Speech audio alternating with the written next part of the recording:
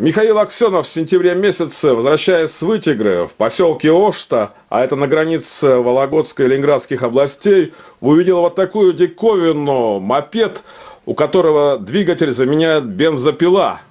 Ничего себе, ну-ка заведи-ка его. Еще работает.